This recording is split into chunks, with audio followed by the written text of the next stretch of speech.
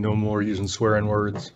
I think we used any swearing words yet. We were being good boys. Yay!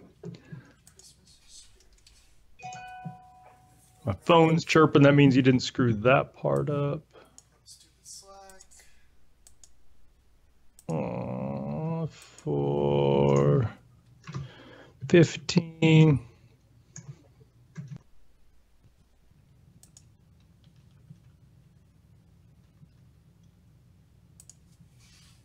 There's that. Lori would like to lodge a complaint that I am not nearly as loud as she would like me to be.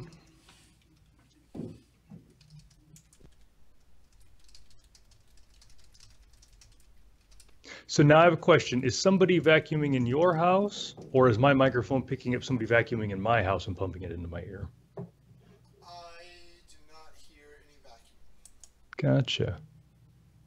I do not hear vacuuming from you either, though. So I've got the microphone and then the noise blocking things, and there's just a lot of, and then the voices in my head. There's just a lot going on right now. It's, yeah. The microphone you're using for me sounds good. Yes, you're getting Yeti. Oh, I'm getting me some Yeti. So that if I tap the Yeti, you guys don't hear that, do you? No, Todd just heard it. I heard some scratching. My fancy little wind filter. Wiggity wiggity wiggity. Okay, let's see. So you.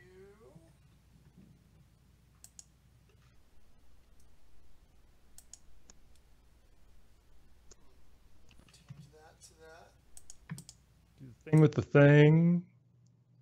Oh, it definitely says it's using a Logitech USB headset. That is not. We don't want that. Well, we might in a few minutes, but at the moment we don't want that. So Lori was guessing that the mic was about 10 feet away from you. She was wrong. It's probably about 4. Jerry's in the chat room. Hey, Jerry. So, you gotta use the old sound control panel. I still put these options in the new one. I get so messed up with the different sound panels. I can't keep track of them. I really wish there was PowerShell interfaces for all of that. Kidoki, is that much louder now? I feel like it should be, but God only knows. I guess you people know also. God and 3 people who are listening. Let's see, Chris Webb is typing. Chewy's rolling in. He's... What up, dog? You only hear him through. That's awesome. Oh, and I'm right now I'm trying to get some stuff set up in E-Trade, and I am just ready to scream at them. If I see E-Trade on the street, I'm going to punch them right in the nose. I support that idea. Oh my God. They are like the world's worst at almost everything they do. It's really interesting. Okay, microphone has been changed again. Tap that Yeti, Shane. Tap it. Tap it like you mean it. I'll rub the Yeti. Gently caress the Yeti. Well, Chris, you're still not satisfied? Chris, so I love that. Chris is like, nope, not working. Lori's like, yep, it's working. They're just... Try this again. I'm going to rub the Yeti. Oh, you should have heard some scratchy. People are typing. Of course, they don't hear it yet. I've been there 30 seconds before they hear it. Yeah, it was last Thursday is what they're talking about now. We didn't talk about the updates to Flow and Power Apps last week. How is this possible? Chris can't hear it. Lori hears it.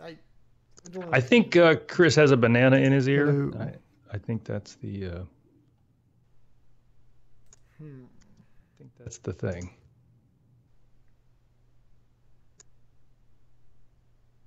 I'm putting notes in so that we have something to talk about.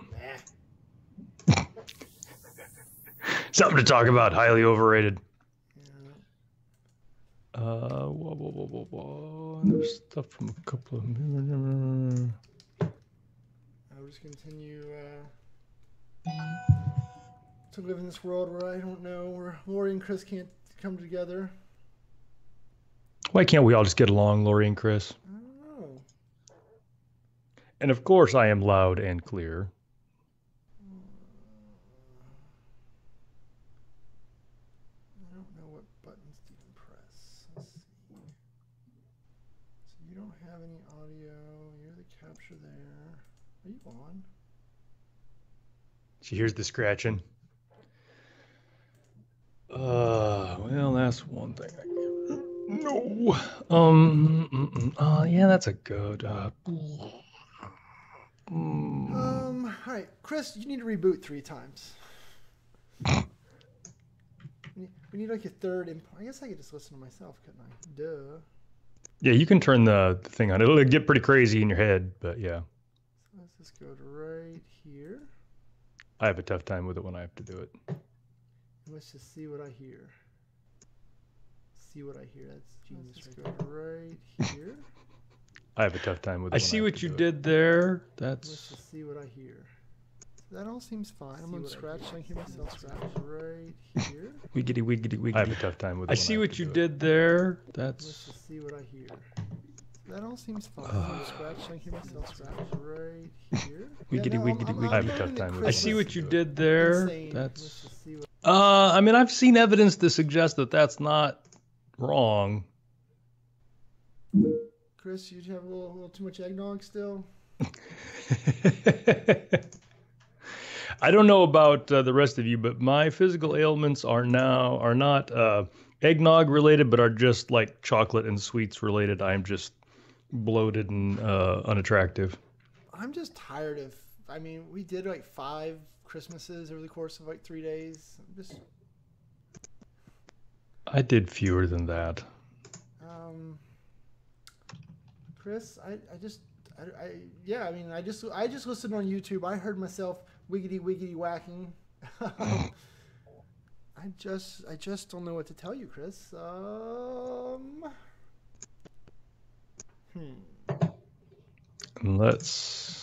there's 5 people watching. So if you're also watching out there, do you think Chris is crazy or do you think I'm crazy? And I would like option C, where you're both crazy. But you know, Yeah. take what I can get.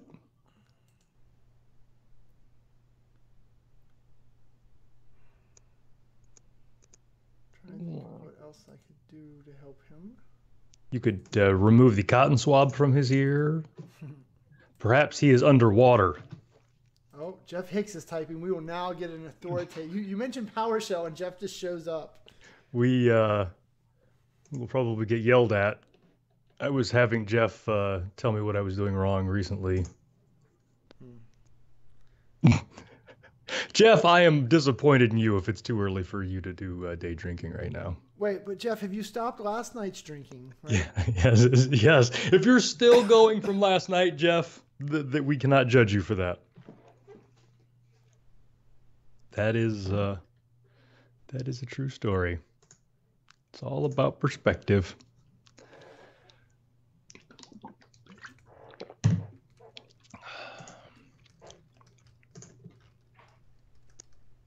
Yeah, I was doing some offensive PowerShelling last week, and Jeff was fixing me up. Jeff, what are you independent? Oh, what? Jeff can't hear me now either. So maybe Lori's the one that's crazy. Maybe Lori has one of our offices bugged, and that's why she can.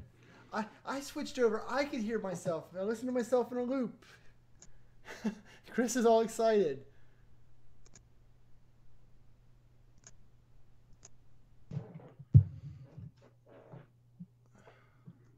What about Jerry? Jerry can hear me. Where's he typing now? Jerry probably is still suffering from voices in his head from all the times working with us, and to block all that out. Like, Jerry can't hear. So what? So just Lori and I hear me fine. This is bizarro. I hate computers.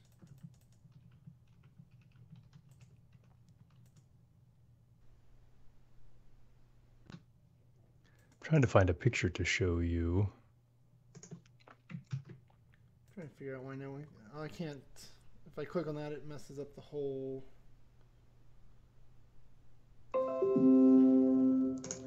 Bloop. What? Oh, come on. Where'd it go? That mic is off. Where? Hang on. Where's unplug this darn thing? So there's no way that you people are getting anything out of it. He's gonna do taking the nuclear option Oh, stretch. and pulling himself. Shane hurt himself sleeping once. That is sadly a true story. Okay, so now the mic that we heard me from earlier is physically not plugged in. So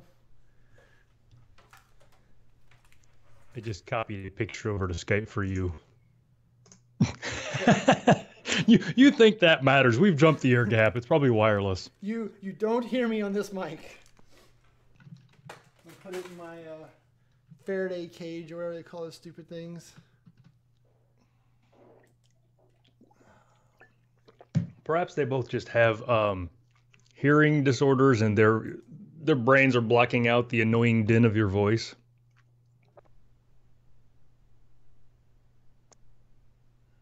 All right. That Hang on. I don't seems know. reasonable.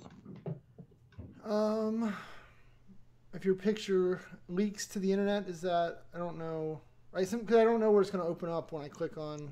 If these guys see it, that's fine. Yeah, it's not one of those pictures. I'll snap those to you. That's Gotcha.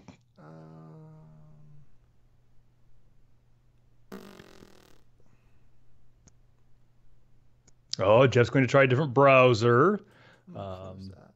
I was happy with just blaming it on Shane, but yeah, if you want to try a different No, browser. no, remember we blamed it on Chris. Well, that worked until Jeff got on board.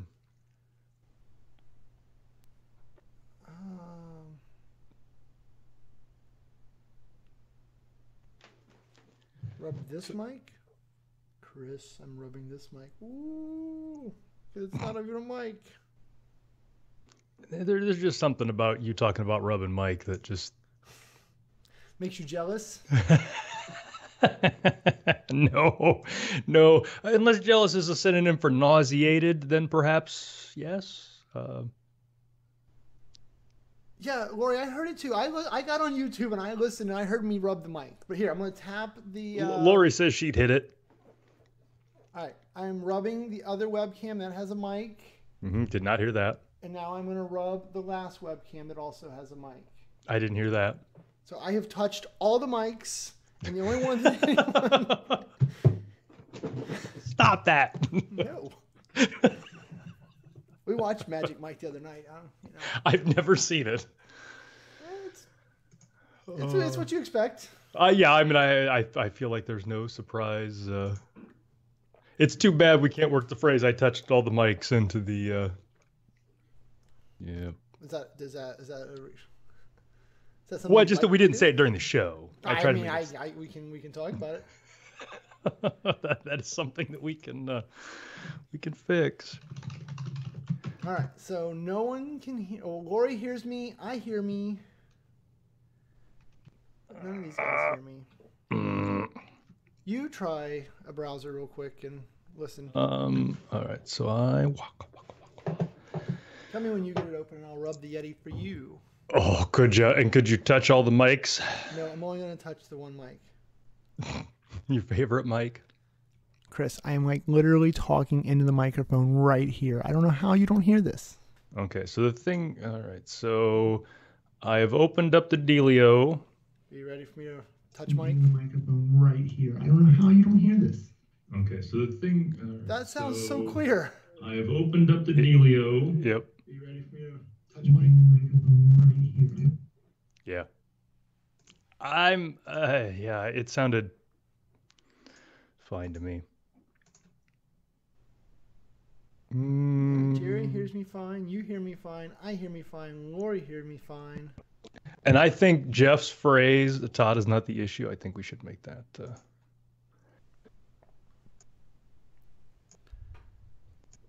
I can pull the mic a little closer, but I mean, I don't think it's going to fix you guys. Quit hearting and liking Jeff's post. That might have been me. Oh, so you gotta get your mouth right by mic there. Audio's all the way turned up on it. And Yeah, I'm afraid to press that button. don't touch that. Do not touch that button.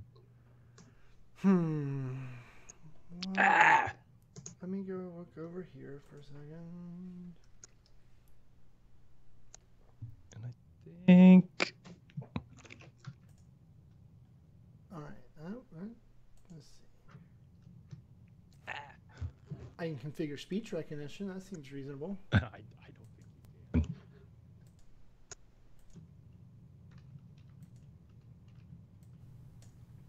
I don't believe. I found a button that let me turn the mic all the way to 100, which Todd's probably getting blown out now. I was just gonna say it. Yes, I heard that.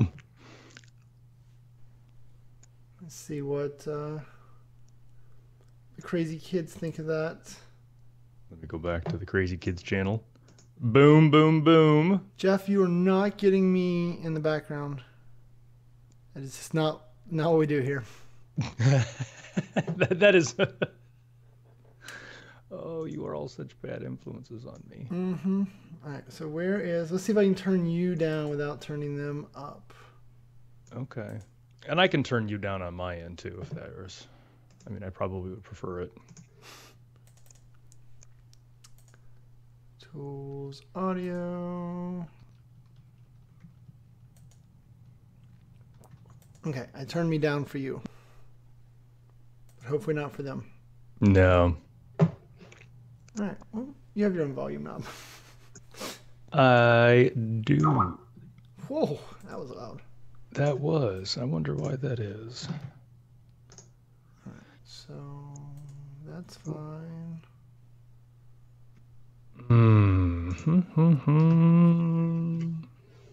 Oh, Jeff, when you couldn't hear me, I was asking, do you do independent stuff or you work for somebody? I don't remember your dealio.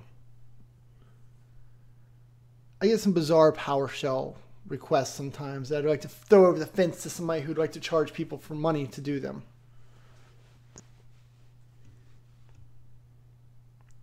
You are your own guy.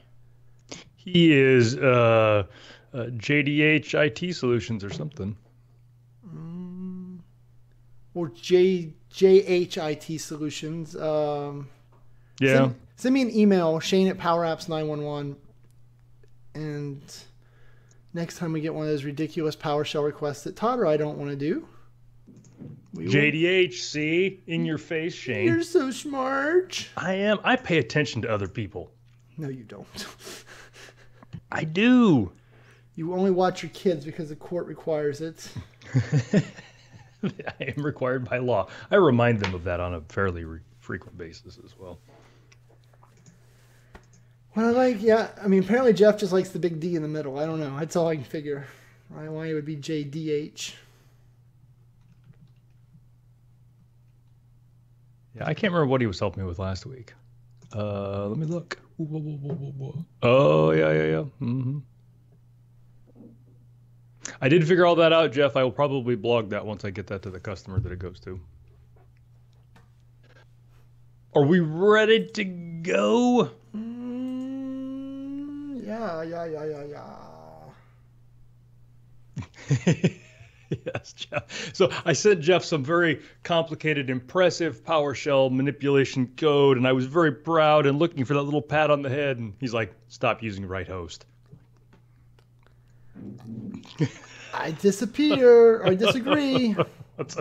He's like, you and Shane, you're both idiots. Stop using right host. I'm like, but. I mean, we are idiots, but I don't know if right host is the reason for that. That's not necessarily a symptom of that particular condition. So I cried myself to sleep that night. All right. Well, we can make fun of Jeff and say how much Jeff enjoys right host as soon as we go live. Share with the world. Yep, how he encouraged it, how we didn't want to, and he was telling us it was the way to go. Yep. And he has no platform. I mean, he just, he'll just have to. Him and Don Jones hopped on a call with us and told us right host is the future. Yeah, oh my God. See, I'm actually afraid of Don, though. He might, I mean, he's a pussycat and all, but he's got that very stern look about him. Just saying, we can have some fun with the internet. All right, so I'm ready to go if you're ready to go. I'm standing here quietly, waiting. Waiting for me? Okay, quiet on the set. Got all the lights, got all the things, got the thing. All right. Shane's doing the left shark dance or something over there. 3, 2, 1. Hello, everybody, and welcome to Todd and Shane's Cloudy Podcast number 415, recorded live Wednesday, December 26th, 2018. There's so many numbers here. I'm looking. It's the last one of 2018, and next year's December 26th, 2018. There we go. Are you okay? You want to just start over? I mean, no, I think we should leave that in. It's part of the charm. It's part of why people listen to this thing and watch it and all that. I thought they listened because Error 415 is unsupported media type. I thought that was yes, that so these obscure 400 codes, so everybody knows 404. I mean, but these obscure ones, length not supported, unsupported media. I'm really enjoying the depths of the 400 error codes. I'm really liking them. Yeah, I mean, in all the audio and visual problems we have, I mean, we are clearly show 415. I mean, this is like us. We should. But I think we've got it now. Shane and I, one of the things that you never do when you're do recording things or whatever is change stuff at the last minute. And at the last minute, I put in a new USB hub that all of my things are connected to. I mean, I'm guessing between the time I powered that USB hub up and the time that I went live with Shane was about 7 minutes. And then Shane put a new USB card in his machine, which is what all his stuff. So, I mean, we just couldn't have been more irresponsible. Yeah, I mean, then we spent like 15 minutes sorting out all my microphone problems. I mean, I kept having to touch all the mics to prove to everyone which one I was and wasn't using. It was really, really frustrating.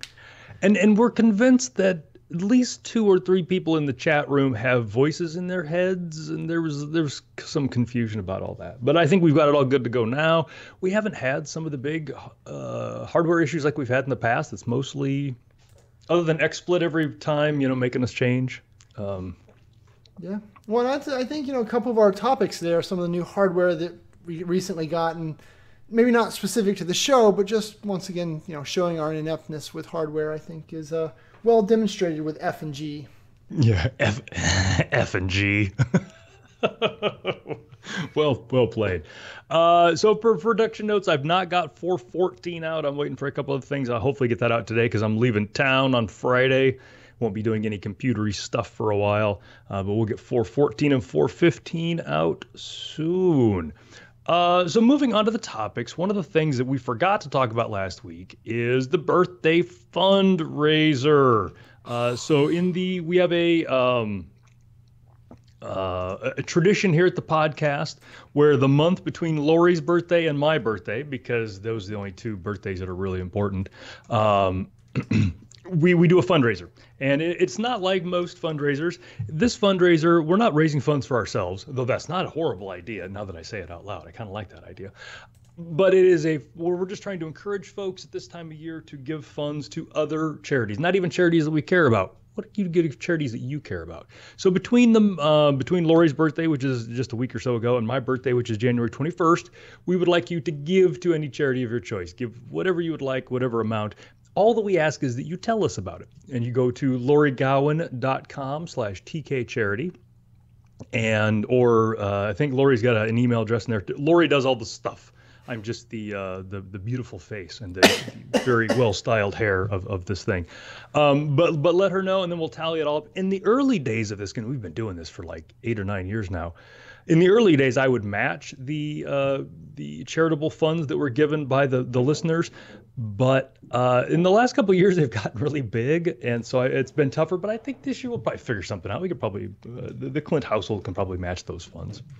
But again, go out there. There'll be a link in the show notes. Great thing. You guys are awesome. I'm amazed every year by this. Yep, and I'm going to continue not to participate in regard because we don't acknowledge my birthday in any way, shape, form, or fashion. So I refuse to participate in your birthday event. So charities, I'm sorry, my checkbook is closed until January 22nd. And then just checks flying out. And I guess, not that we ever talked about it, but I think somebody brought it up here. I don't even remember, but I don't know that Shane has a birthday, and it's kind of one of those academic things, because if Shane does have a birthday, I don't know that anybody cares. So, but it's out there. Lori has been diligently making sure that I get everything set up for that. Apologize for not mentioning it last week, because it should have started last week.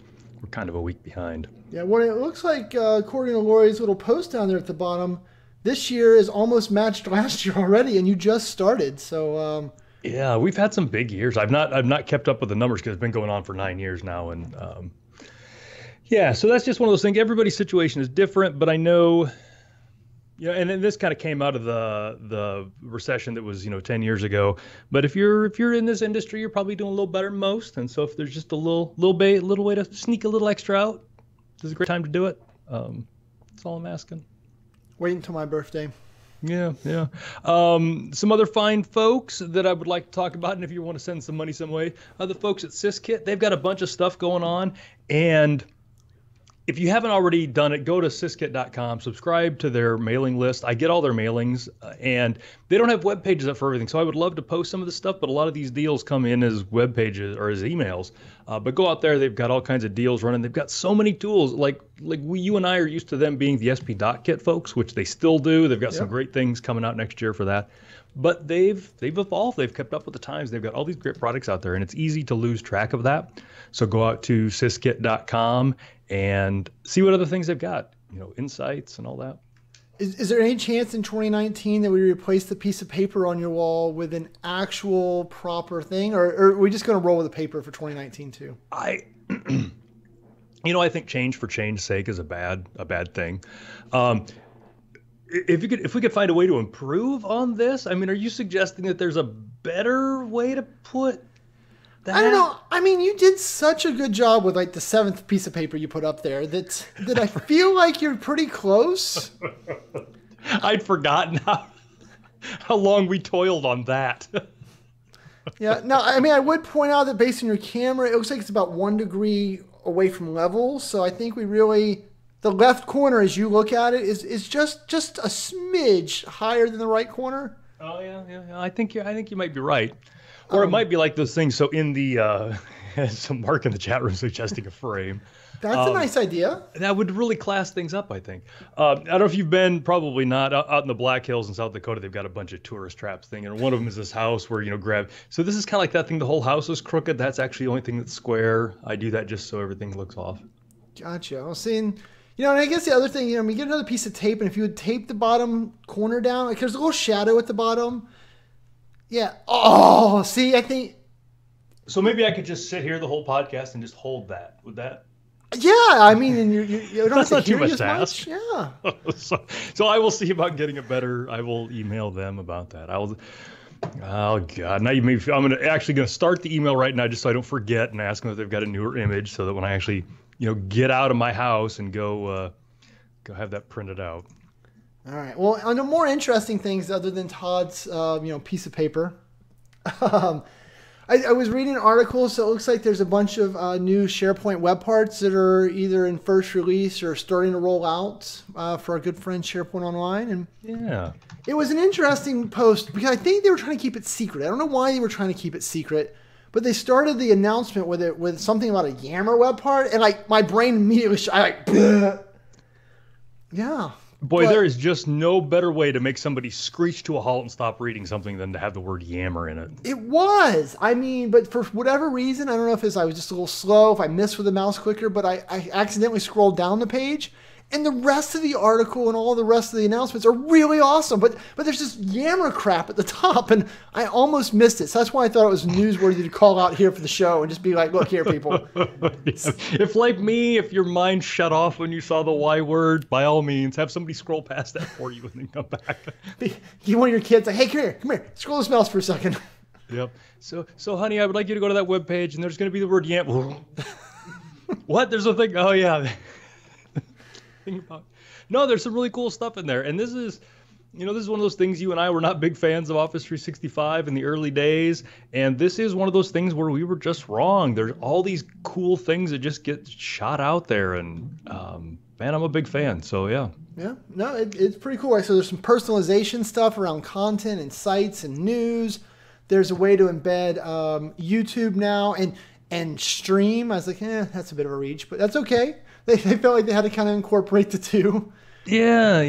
And I've used Stream a couple of times with some customers, and it's not as cringeworthy as the countdown timer, which is awesome, counting down until a specific date or an event or something. That is such an easy thing and such a great little win. I do love it. Yeah. No, and on Stream, I've also messed with it a little bit, and I actually really like it and think it might be a superior platform to YouTube, but it's massive people, right?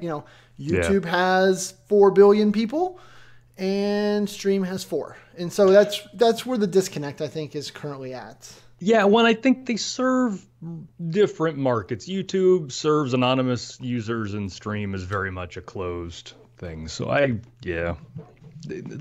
similar but different. There's a Venn diagram. There's a lot of overlap, but there's good old concentric circles. I like it. But anyway, so some great web parts. They snuck out. They hid it behind that announcement. But we soldiered through for you and made sure that our show with our heavy hitting news reporting got you the updates. Todd and I did not want you not to know about that stuff hidden behind that Y word. Yeah, 10 days ago. And I can only imagine, like, as you fell asleep, like your finger probably rested on your mouse and the page scrolled by itself. And then when you woke up, you saw the bottom of the page. You're like, I wonder what this was. And you scrolled up backwards and saw this great stuff. Yeah, poor Yammer. But no, check that stuff out. And that is, for you and I, we talk about this all the time, how the IT pro job changes. These kind of things are valuable for 2 reasons. Number one, as an IT pro, I end up using SharePoint Online a lot more than I ever use SharePoint on-prem. It's a thing. Like, my customers use it all the time. I use it all the time. So it's just good to know as a user. But also as an admin, keeping ahead of these things is part of our job now. And so we got to know what's out there, being able to support these things, shut them off if we don't want them, just understand what users are seeing. So this is important stuff. It is. I will also point out, so next up on our list there was a survey done by, I forget who it was, Spiceworks. Which is I'm always disappointed when I go to Spiceworks. I always expect more. Yes. There's a few companies that Todd likes to partake in that use spice in their name, and it's not ever what he wants. Never. Oh. But anyway. What did Spiceworks have to say that was not spicy like I was hoping? They did some fun stuff around what were the enterprise communication platforms that companies were using. So I think they surveyed about 1,000 different companies. And as they predicted, so I don't know how I feel about it because they predicted this is the results were going to be back in May. But it turns out that our friend Teams has passed our friend Slack. Passed it how? So there's a lot of different ways to manipulate numbers. Yes. And I called that out when I wrote up an article about this. But yeah, what it is the number of companies that are using the platform. So it turns out it's real close. It's like 16% of them use Teams now, 15% of them use Slack. It was a very, very tight little race, but just, an interesting one because if you think about the fact that Teams pretty much came out of nowhere after Slack had done so well, it was interesting to see the continued continued growth and effort that Microsoft is putting into making Teams a real thing. So, interesting. Well, so I have not read this thing yet. So this is actually on geekwire.com. So that's the link you'll see in the show notes. Yeah, interesting. Yeah, and well, the other interesting, I think that, if I'm guessing, right, they probably did it from two perspectives. One, they probably interviewed people that were in charge of Microsoft technologies, so they all had Teams on top of their mind, so whatever. But also, it turns out that our friend Skype for Business is still used more than both Teams and Slack combined in this customer segment, so... Yeah. Well, I'm just reading, and I'm doing that thing that I hate where people take like 2 sentences out of context and then that becomes the story. But I'm reading and it says, according to the company's most recent numbers, Microsoft has 329,000 organizations on Teams. In May, Slack said it had more than 500,000 organizations on its platform. So I'll have to see what those specific, if it's growth numbers or users or... Well, no, so they're saying in their survey. So if you find in Gotcha. there, you'll see the chart that shows, so of the 920 something companies they surveyed, 1% more of them were using Teams versus Slack. So it wasn't from company published numbers, it was from their survey. Gotcha. So no, I use Teams every single day and I use it with multiple tenants. I think my frustrations with it have not changed in the months that we've talked about my frustrations with Teams. So I hope that they fix that. I mean, it's obviously not going anywhere. It's where Microsoft's vision is. And I hope that they address some of these things that I keep whining about. Yeah, well, and I think it really just comes down to, it's just, they just don't, they're concentrated on people who live in one Teams environment today, right? It's not us and I don't even know how many Teams I'm on or my 9 Slack channels. Yeah, so that's part of it. But part of it is, even if you're just on one team, one organization, the fact that their vision is everything being in one box just throws off problems with having individual IMs going with people while you're watching a presentation. And there's just a whole bunch of those things that is really, really clumsy. Yeah. But as I've been saying all year, I think you will agree, Microsoft sees it as the center of the universe. And oh gosh, yes, absolutely. You've got to embrace it, people. I just keep reminding people over and over again, you've got to start wrapping your head around what this Teams thing is, no matter if you like it or hate it. Yeah, it's the wave of the future. It's not, if we ignore it, it won't go away. That is for sure. There's other problems I'm trying that with currently that's not working out either. not having much luck either. At some point it'll work. It's got to. It's got to. But yeah, so I don't know. Just a reminder once again that Teams continues to come like the 800-pound gorilla. Yeah, and as IT pros, this is part of our job now, is figuring out where it fits. And in the chat room, Mark Chrisman is talking about that. And Teams specifically, because it's all part of the Office 365 groups, is as an admin, we need to understand how these teams get created and how we govern them and all of that, because they're going to be out there. There's about 47 different places in Office 365 where somebody can create a new group. And every time you do, it's a new site collection, it's a new team, it's a new distribution list, all that kind of stuff.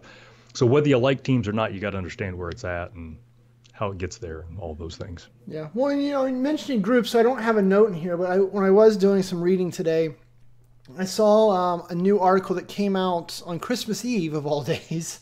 Good time for that. Yeah. Yeah. On the modernization of, oh my goodness, I lost it. The modernization of Pages or something like that, right? It was, or was that last week's? I'm so confused. I don't know. Never mind. I was going to ad-lib, but now I'm confusing myself, so I'm not going to ad-lib. We're all confused right there with you. Well, good. So you think, so the thing I had in the notes next was the update to the licensing and Flow and Power Apps, and you think maybe we covered that last week, but I don't remember. I thought you made me do that because... It might have been. So we'll do it quickly then. Yep. Starting next year, there's going to be some changes to how Flow and Power Apps are licensed, and there'll be a link in the show notes about that. You can go read up on that. It gets sort of confusing. It sort of gets in the weeds a little bit about what changes and what doesn't. Really want to bring it up because as both of these platforms are emerging, I know a lot of folks like myself are just kind of feeling our way around and creating things and not totally understanding what everything is and what licenses require what. So we encourage you to go through and read this and see what things, and Shane's going to, in a second here, going to kind of give you some overview of kind of what the licensing changes look like, but just to be aware of it. So knowing moving forward, you're going to know if you're going to need these new licenses or not. Yeah. Yeah. And really the main story of it is there was a lot of confusion, right? So if you think about Power Apps and Flow today, a lot of us are like, oh, there's free things. They're part of Office 365. And yes, they do come with most of the Office 365 licenses, but their intention, right, is to be so much more than just part of the Office 365 ecosystem, right? If you look at the number of connectors they have, I don't even know the number anymore, 250, 300 different connectors to talk to services, not only within the Office 365 ecosystem, but to talk to Salesforce and to MailChimp and to SurveyMonkey and to AWS and all of these different web APIs and things like that. So what Microsoft's really trying to do is they're trying to kind of drive people back and understand that the Office 365 version of Power Apps and Flow is really just meant to enhance and extend extend Office 365. Right. But using Power Apps and Flow with the data sources and the connectors outside of that box, the vision has always been, just not very well said, that would require the additional Office 365 or the additional Power Apps and Flow licenses. So what they're trying to do here is they're trying to make this a little more clear that is their long-term vision. And so in January, they're going to kind of flip the switch, but then you get a whole year to kind of transition around it. So this is worth reading, especially if you have Power Apps and Flow in your radar, but you haven't engaged with them yet. If you engage with them the right way before January 19th-ish, then you get to keep some licensing stuff for an extra year and really make sure that the investment pays off for what you want. Yeah, and I think, and that was when Shane and I talked about this earlier, that was kind of the point that stuck with me.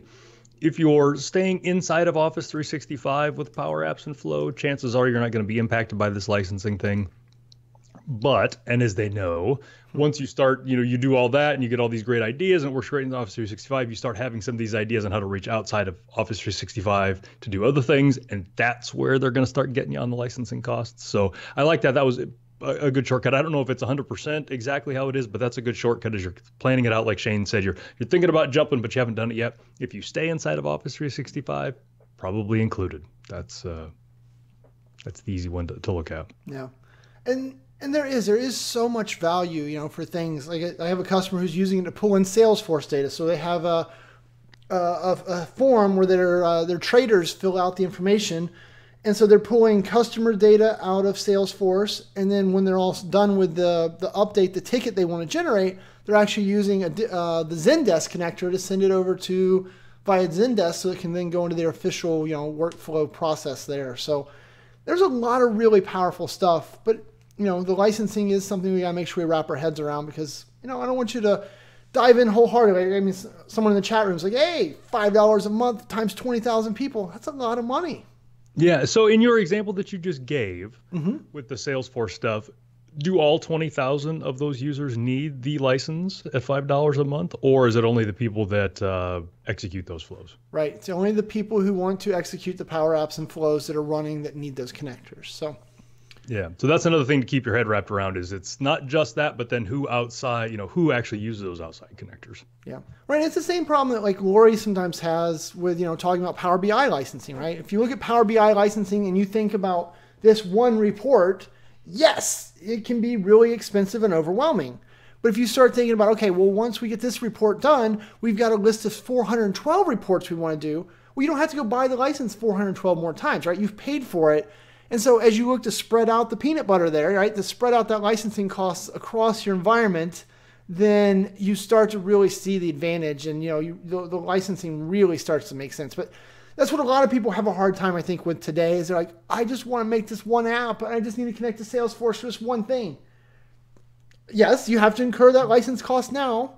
Yeah. But you just have to see the vision of here's all the other ways you want to use that.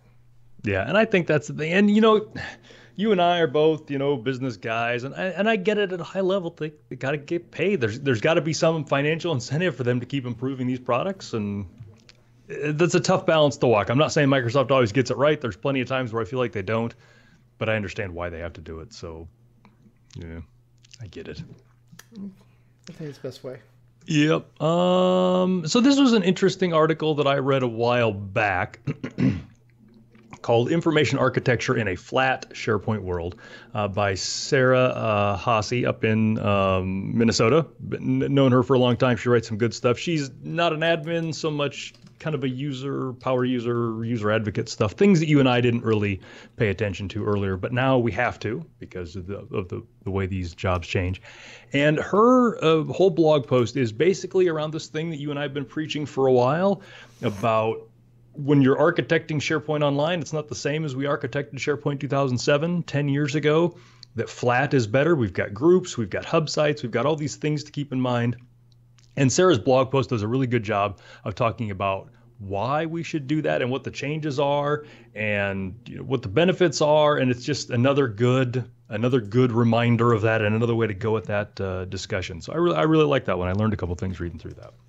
Yeah, there so much changes, right? It's I'm going through this very conversation with a customer right now who has me helping them guide their SharePoint deployment. And yeah, like you said, there's lots of little things like that for us to learn. And as Mark says in the chat room, subsites are the spawn of the devil. I don't know when that happened, but it did, and it's true now. Yeah, and it's when I think back, 10, 12 years, subsites were always a necessary evil. Like we never wanted a subsite, but we had to have a subsite because we wanted to roll stuff up. Yep.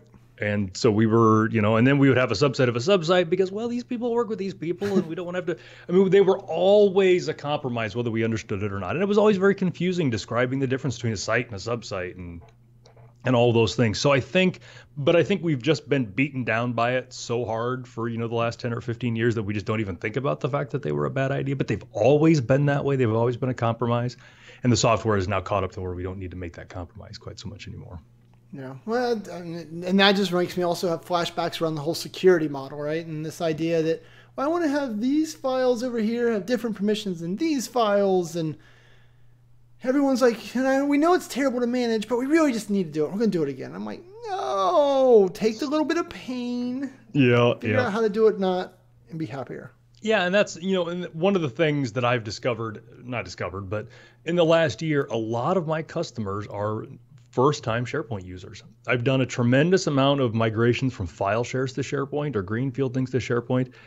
And those people, while they don't have the history of SharePoint to make some things make sense, they also don't have the baggage of the history of SharePoint. So they don't go into these situations wanting to do the bad thing because it's the bad thing they've been doing for 15 years. Instead, they look at what, SharePoint Online is today and they're like, oh, well, why would you ever make a subsite? That makes no sense whatsoever. I'm like, oh, it does. Back in '02, I made a subsite, and that's, I make subsites. My dad made subsites. His dad before him made subsites.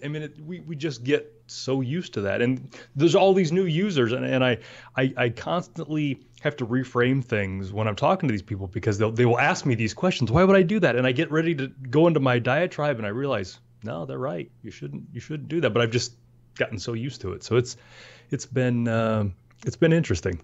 Yeah, baggage is tough. Baggage is heavy. No one likes to carry baggage. Yeah. It's great when I can explain why one little word means something now because, 12 years ago it had to mean a thing. Those are great, but yeah, the fresh, I learn a lot working with customers who've not been working with SharePoint as long as I have. So it's been a real gift. But anyway, this article of Sarah's is really good. Read through it. I like it. There's going to be more of that stuff coming out. I like it. And Jeff says the key takeaway here is that Todd is old. Going to be older here in a couple of weeks too. Oh, what is it? Your birthday coming? Do you want to talk about that? I'm sorry. Should we? Yeah, we could probably find some time to talk about that if you wanted to. You brought it up, so that's all cool. So. All right. So switching gears a little bit back into our dear friends hardware, I think. Yeah. So one of the fun things, we know over the last few weeks, I've had some different problems with my USB. As Todd can attest, supercomputer here is very super and very fast, but sometimes his USB isn't very happy. So I went ahead and purchased myself a USB 3 PCIe card. Which is funny because Shane has been kicking this idea around for a while, and he's like, hey, is this such a thing? Can you buy USB cards anymore? And I'm like, dude, I have no idea. And it's been so long since I've built machines. I don't know the answer to that question. It's really sad, right? Then I'm like, does a PCIe fit into a PCI? It turns out the answer is no. Yep. There was all these weird things I was trying to solve my way through that I'm like, I feel so dumb. Yeah, and he's kicking these ideas around, and I'm like, dude, I don't know. But yeah, I mean, these are questions that 20 years ago I made fun of people for not knowing the answers to, and now it's just I'm so away from all that. But Yep. So bought the card though. Simple, popped it in, one screw. It went in just as easy as I'd hoped and remembered. I did find it interesting that it can't get enough power from the board or from the motherboard itself directly. So you actually have to have a separate power supply. So you hook it into your power supply to get power to the card. right. I don't know. I guess I never imagined that USB needed so much electricity, but clearly it does. Well, and that's one of the benefits of USB 3 is that with USB before 3, it was 5 volts at half an amp or whatever. You just couldn't get much. And when we started charging everything with USB 3, they have these big screens and it takes forever. So USB 3, one of the benefits is that it can power a small house, and that power has to come from somewhere. So I'm not surprised by that. Yep. So it plugged right in. I also found it very off-putting, but it didn't require any drivers. Why is that a bad thing? That seems like a good thing. Because I miss the old days of installing a third-party driver, and at least then I had something to click on and cuss at and yell at it. This thing you just installed it, and my computer's like, okay, I'm doing this now. You want some more USB ports? All right, here you go.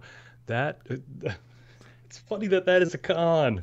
It just worked too well, too easy. If you could make me suffer a little more, that'd be great.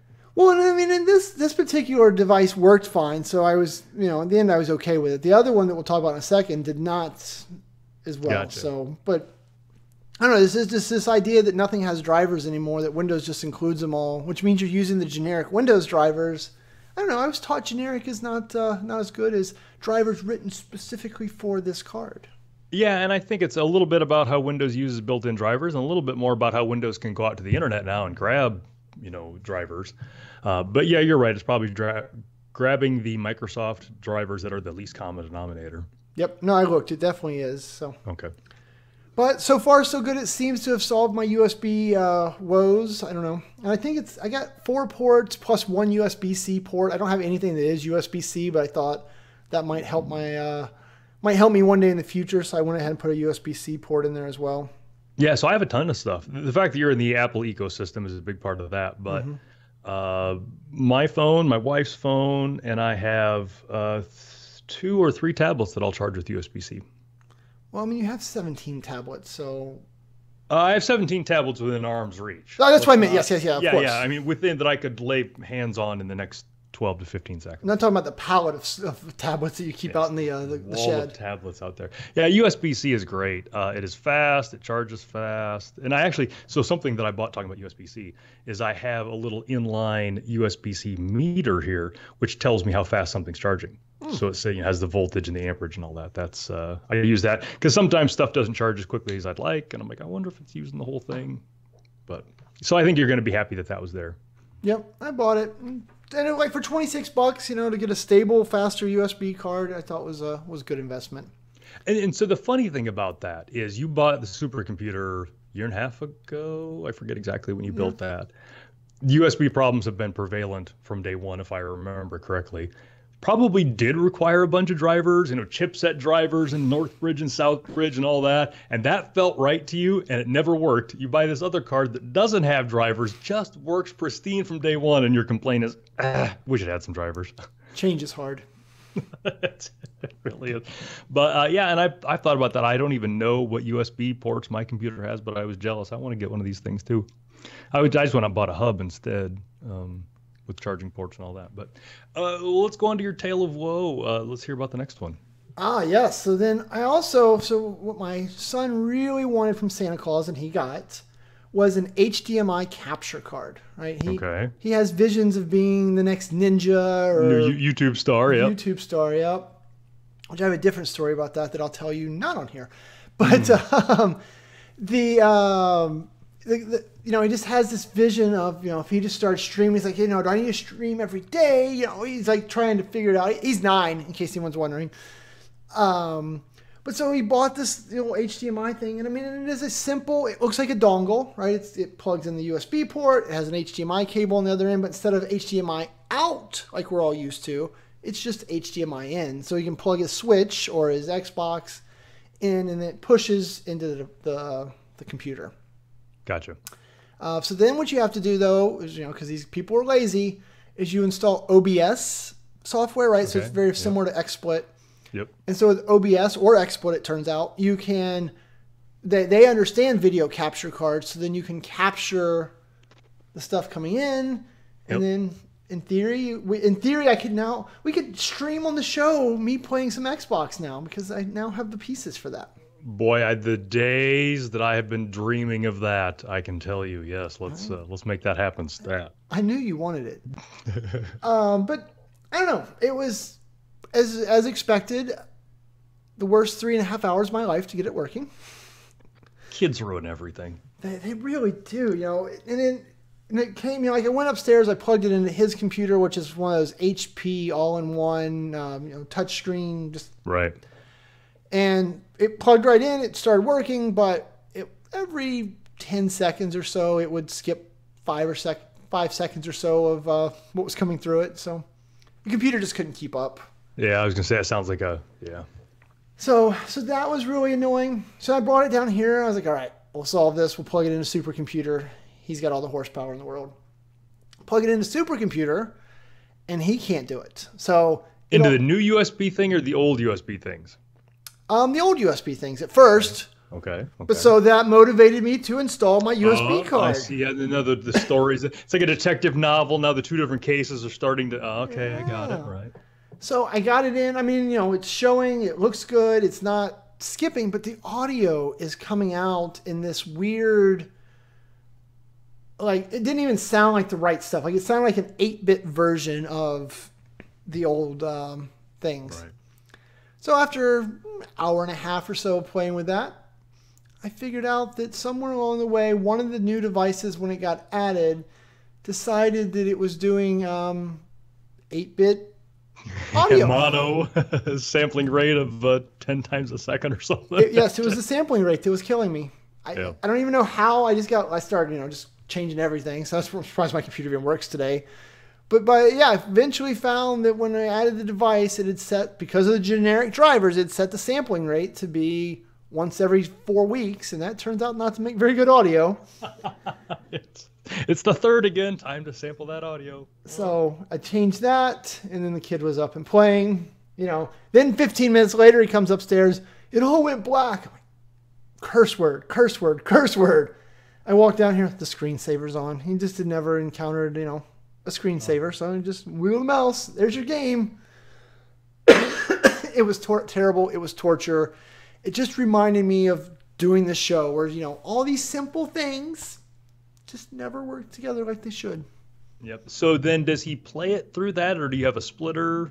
No, so he plays it and he just watches himself play it on the computer in OBS. Kind of like I'm watching myself talk to you on XSplit right now. And it doesn't introduce enough lag to throw off a gameplay? He didn't complain. I would have, it's my gaming days, I would not have accepted the lag that he's currently getting. But, I mean, he's still, he managed to get a victory royale, so he's still kicking people's butts. So I guess it's okay. I don't know. Gotcha. And where does the HDCP, the high def copy protection, how does that fit into all this? Not at all. It didn't.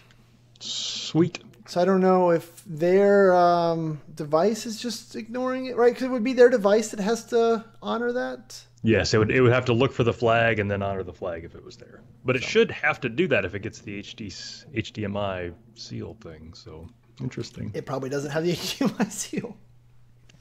Yep. So the Chinese are recording all your sons. Gotcha. Well, that's cool stuff. I've thought about getting one of those over the years for various things, and just have never known what I would hook up to it, and so never have. Yeah, it was only like, I think Santa said that it was about $80 or so. So he has all the hookup. Yeah. Yeah, and it's one of those things. I wanted one for a long time. I think the last time I looked at them, it was like $220 for the one I wanted. So the price has come way down, and I mean, and there's literally nothing to it. Maybe when you start talking, I'll reach and pull another muscle so I can show you what it looks like. But it just USB port on one end, HDMI on the other, and yeah. It looks like the out adapter that we use all the time, but it's an in adapter. Excellent. Oh, that's cool. Yeah, and all I got with all your cool stuff is a new USB hub to support. And that was an interesting thing. So a few months ago, I bought some new headsets for when I talk to customers. And this is a bad example. It's nothing exciting, but it really is just a USB audio thing. So it's got mute and all that, and then a headset that has a mic and headphone thing on it. So I got a couple of those because my other unit was failing, and then like a couple of weeks ago, people were complaining that my audio sounded bad. I'm like, man, I just got these things. So I bought two of them, one to leave hooked up here all the time, and then one to throw in my backpack. So I swapped it out, and then it worked, and then it didn't for a while. So I did the old troubleshooting thing. I just started pulling pieces out. First it was the headset plugging into the thing, and then it was the USB thing. And then the problem kept coming back, and I'm like, man, is it possible that this USB hub is going out? And sure enough, unplugged the USB hub, essentially rebooted my USB hub.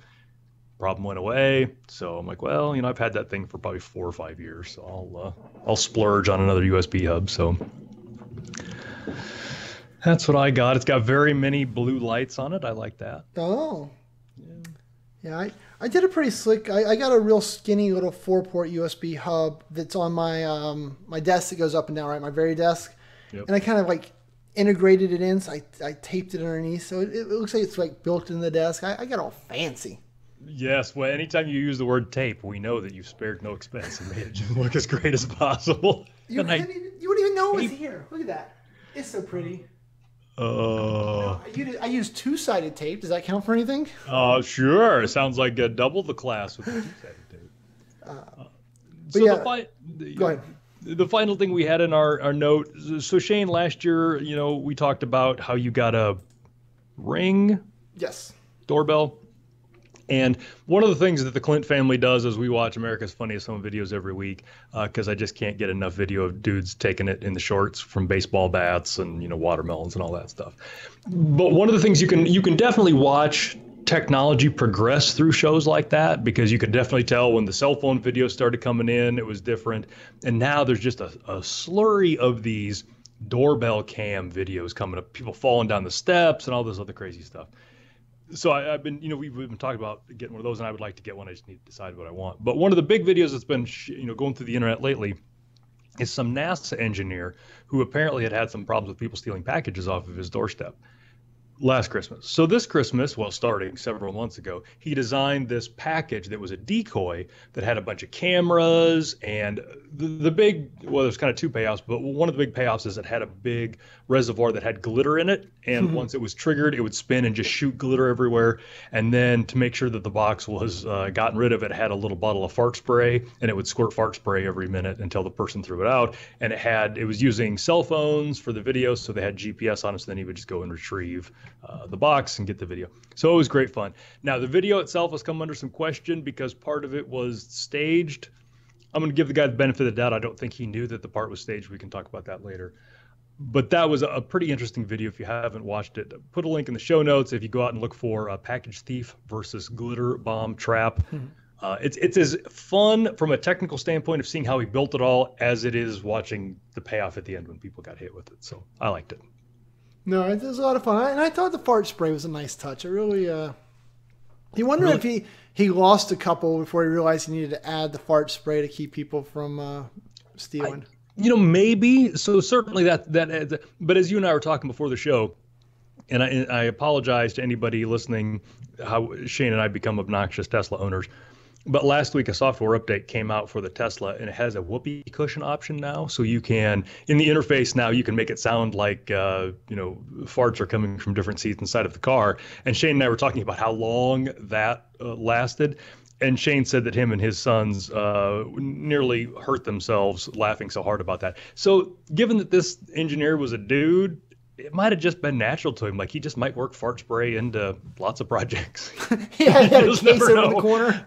Like that might have been the payload first, and then the glitter thing was kind of an afterthought. I can see that happening either way. Yeah, and he's got some great, one of my favorite parts of the video, right? The slow motion video captures of the glitter, like because he uses a spinner to really throw it, and so you can kind of see the glitter explode in colors. Yeah. And that's one of those things. So you've got only boys. I've got 2 girls and a boy. And one thing I never understood before I had daughters was how horrible glitter is. And like I think if I was, if I stole a package and the owner said, okay, you've got two choices. We can call the cops and they can deal with this, or I can just spray glitter all over your car or your house. I would pick the cops every time because you never get glitter out of things. I mean, you just never get rid of it. And so I can just imagine once that stuff sprayed. And that was one of the things when people figured out it was fake. That was one of the things is because one of the people that got hit with it had a tablecloth spread out. They knew what was going to happen. Somebody's like, hey, wait a minute, that doesn't look right. And so, and I guess we'll talk about that. So what was phony about it was he used it a couple times, got some footage, but he wanted more footage because that's the payoff at the end, right? Is all these people getting sprayed and all that. So he talked to some of his friends and he said, hey, if you guys are having problems with this, I've got this package that does the thing, and explained it all to him. And then he said, if it fires and I get it back, I'll give you $100 because he wanted the package back. And so then some of his friends are like, oh yeah, we've had problems. So what ended up happening was some of his friends paid somebody to do it so that they would get the $100 from him.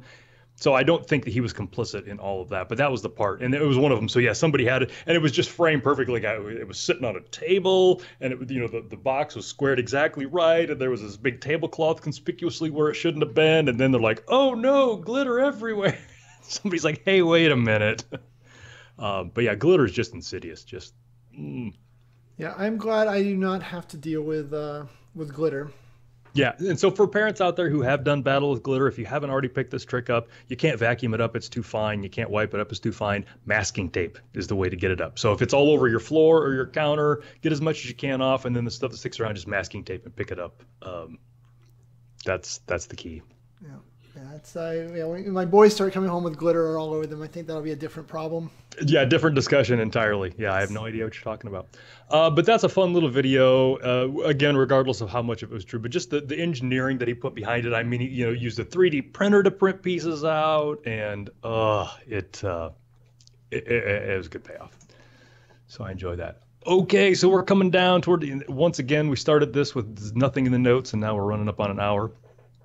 We've got a bunch of self-promotion to talk about. Why don't you start? And I did add one. I don't know if you noticed I added D, so if you want to talk about that as well. Oh, I need to do something about that Wednesdays. Anyway, Power Apps and Flow training, January 7th to 10th. We got a whole bunch of that coming up. I know that's a very short turnaround, but if you mention the show, we'll get you a nice little discount. We've got a lot of people who, because of the holidays and stuff, are taking advantage of the fact you also get access to the recording for 30 days. So they're like, oh, yeah. I probably won't watch it live, but if I get 30 days to watch the recording, that'll work out. So, and where do they go for that? Go to good old powerapps911.com/training. There's training. Excellent. Then we've got SP TechCon in Austin. I can't believe that's in February. That seems so soon. That's like 6 weeks away. Yeah, that's becoming a real thing. Yeah. Yeah. So February 10th to 13th, Todd and I will be down there. We're gonna do some Power Apps, some Flow, some SharePoint, some PowerShell, some AD. Do our little dance, sing our little songs. Yes. So that'll be a lot of fun. Good old SP TechCon Austin. So I'll let you do number C. Yeah, so we will also be in Branson, Missouri, March 14th and 15th for the North American Collaboration Summit. If you haven't gone to that before, it is an easy one to look at and scoff, but I've been there a couple times, and Mark Rackley puts on a hell of a show. I think this is your first one, isn't it? This will be my first time going to Branson, Missouri. Yeah. So that's a good show. It's another one of those. It's not, SharePoint conference size thing. It's a smaller thing. I don't know how many people they have there, but it is just an incredible venue. Mark does a great job. You get to hang out with everybody, and I really love it. I scoffed at it for many years. I got talked into doing it once, and yeah, it's a good time. I keep going back. So I like that one. And then the one that I just added this week, 2 weeks later, SharePoint Saturday, Omaha. Ooh. And that will be in Omaha. For those of you that haven't been there before, this is your chance to right that wrong. You can go to spsomaha.org to find out about that. And the guy that's running it, Dave Peterson, is taking a holiday vacation right now, but I talked to him before he left, and he said that they are still looking for speakers and sponsors and things like that. So you should come out here if you're in the area, the Iowa, Nebraska, Kansas area. by all means show up. But if you want to try a speech, if you've never spoken in front of a crowd before and you're doing a cool thing in Office 365 or SharePoint, submit it. This is where you get your start, and we would love to have you. So I told Dave while he was gone I was going to promote the poop out of this, so I'm kind of starting that now. I will be there. Shane, would you like to come to SharePoint Saturday Omaha with me? I would. I think I will be there. I think I will even kick the show off. So, I wondered, so I did the keynote for the last SharePoint Saturday Omaha, however many months ago that was. And I remember thinking at the time, they have really gone to the bottom of the barrel. Like they really have, and it was my first SharePoint Saturday Omaha event, which I was horribly embarrassed about. So I just assumed they had gone through all the great speakers and had made their way down to me. And I'm like, man, they can't get any worse than me. And then they did. They picked you. I know, those poor guys. So I'm also on Friday. I don't know exactly how that all works. But I'm doing another thing for Friday when I'm out there as well, right? Some Power Apps and Flow. Yeah, so something that I did here in October, I think I did a day-long session on a Friday about SharePoint administration, and it went over pretty well. Had a good classroom there. And so Dave, after that got done, and there was much excitement, and everybody loved it. Dave said, "Hey, we're thinking about doing another one of these next quarter. Do you know anybody that knows anything about Power Apps?" And I'm like, "No, I sure absolutely do not. I cannot recommend anybody for that." And then he came back. He's like, "Hey, I got this Shane Young guy." I'm like, "Nope, don't talk to him." But against my better judgment. So yeah, it'll be a day-long training. I don't know what the cost is for that. That is not free. SharePoint Saturday is free. Your day-long thing is not. But it's going to be super reasonably priced. So if you want to get up to speed on Power Apps, and I don't know if Shane's worked on his syllabus and all that, but it's a great way. And the other great thing is the Microsoft Office and 2 hotels and the event for SharePoint Saturday are within a block of each other, and it's in a new part of Omaha where the racetrack used to be, and it's all revitalized. There's tons of restaurants and great stuff to go to. So it's super easy to navigate. It's totally feasible that if you go to Shane's thing on Friday, you can park your car at the hotel Thursday night and not touch it again until you leave Saturday after the event. Yeah, so, which means you can drink lots of adult beverages, which will make my session even better on Friday. A lot easier to stomach, absolutely. Yeah, probably won't hurt with the keynote either. Yeah. So that's going to be fun. Shane has never been to Nebraska or Iowa, so I think we're going to fix those issues in March. But we would love to have you there. And again, this is SharePoint Saturday events are so much fun. So just come down to that one; it'll be a good time. Yep. And then last but not least, we've got SharePoint Conference North America, May 21st through the 23rd in Las Vegas. Think about that, folks. We are sitting here all bundled up, frozen cold. It'll be hot in Vegas in May. It'll be so fun. Yeah, and Vegas and Omaha are very similar. So if if you like one, you'll probably like the other. So yeah. Clearly.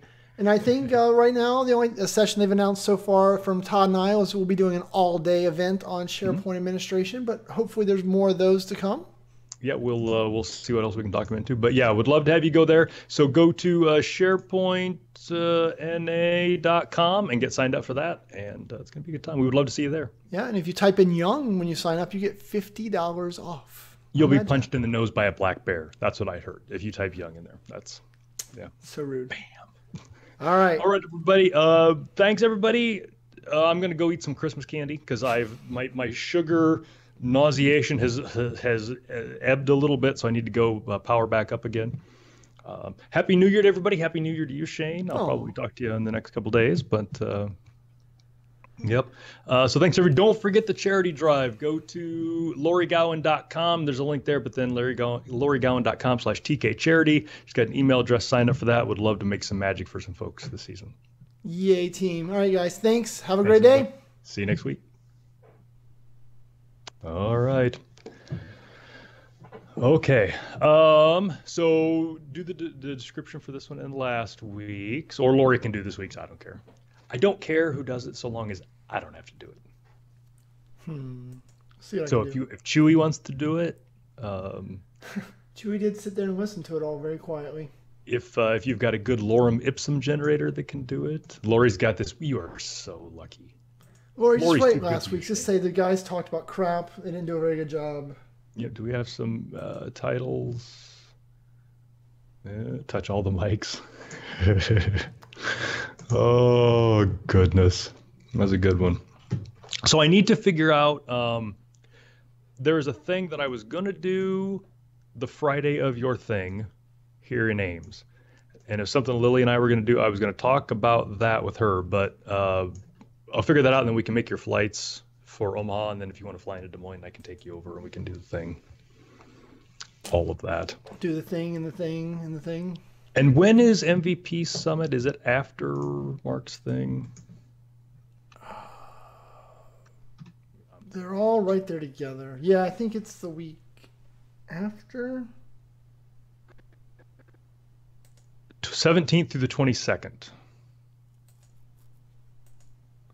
Yeah, so right after. Okay.